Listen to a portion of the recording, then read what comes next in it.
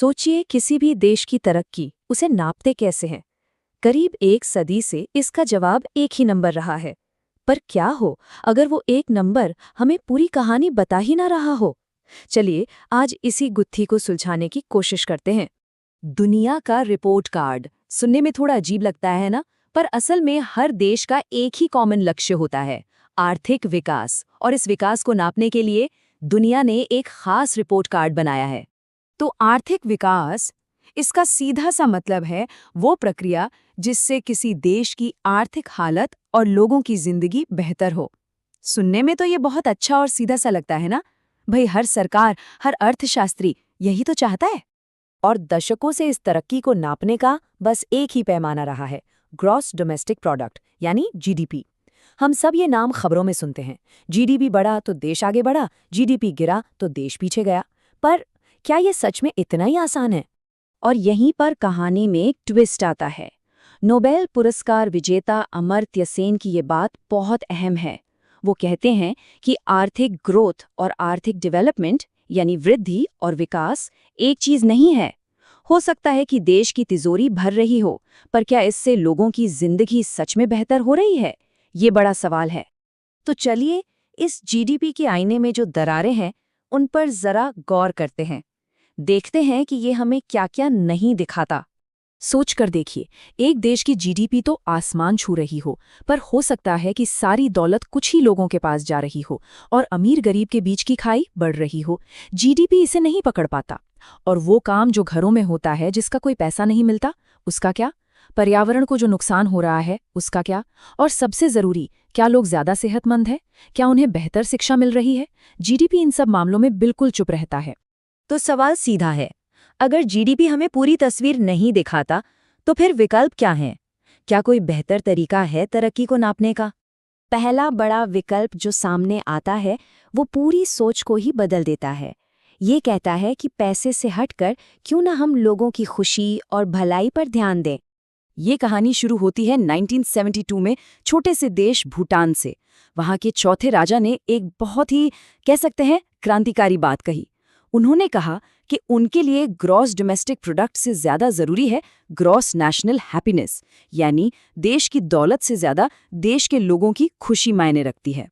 और ये जो ग्रॉस नेशनल हैप्पीनेस है, ये कोई हवाई बात नहीं है।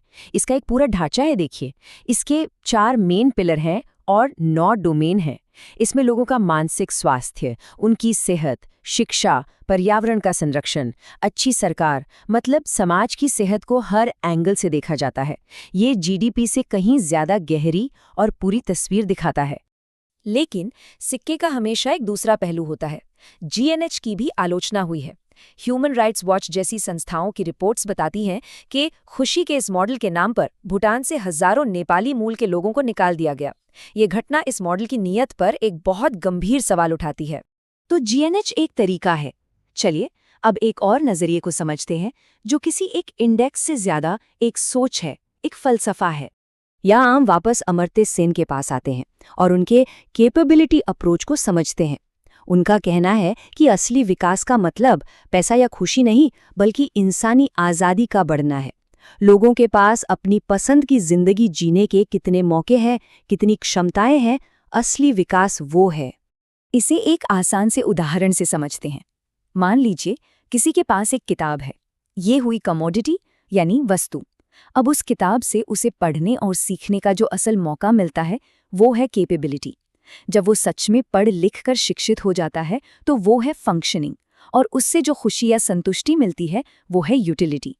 सेन कहते हैं कि हमें इस कैपेबिलिटी पर ध्यान देना चाहिए, मतलब असल मौके पर।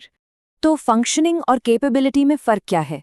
देखिए, फंक्शनिंग मतलब जो असल में हो रहा है, यानी नतीजा, जैसे किसी को अच्छा पोषण मिल रहा है। और कैपेबिलिटी मतलब उस नतीजे को पाने का असली मौका, चुनने की आज़ादी। जैसे किसी के पास भरपूर खाना है, पर वो व्रत की वजह से भूखा है, तो उसकी कैपेबिलिटी तो है कि वो अच्छा खा पी सकता है। असली विकास इसी आज़ादी को, इसी क्षमता को बढ़ाना है। तो इन सारी बातों को समेटते हुए हम प्रगति को फिर से कैसे परिभाषित कर सकते हैं? हम किस नतीजे पर पहुंचते हैं? देखिए, यहाँ मकसद ये नहीं है कि जीडीपी को हटाकर कोई एक नया परफेक्ट नंबर ले आएं। असल बात यह है कि हमें इस पूरी बातचीत का दायरा बढ़ाना होगा। ये मानना होगा कि तरक्की को किसी एक नंबर में कैद नहीं किया जा सकता। हमें कई अलग अलग पैमानों का इस्तेमाल करना होगा। तो कुल मिलाकर हमारे पास सोचने के ये 3 अलग अलग नज़रिए हैं। जीडीपी पूछता है इकॉनमी कितना प्रोड्यूस कर रही है। जीएनएच पूछता है समाज के लोग हर लिहाज से कैसा महसूस कर रहे हैं। और कैपेबिलिटी अप्रोच पूछता है लोगों के पास अपनी जिंदगी को बेहतर बनाने की असल आज़ादी और क्षमता कितनी है। और यहीं पर ये चर्चा एक बहुत ही दिलचस्प सवाल छोड़ जाती है। अगर किसी भी देश का रिपोर्ट कार्ड दोबारा लिखने का मौका मिले तो जीडीपी से आगे बढ़कर उसमें और क्या-क्या मापा जाना चाहिए?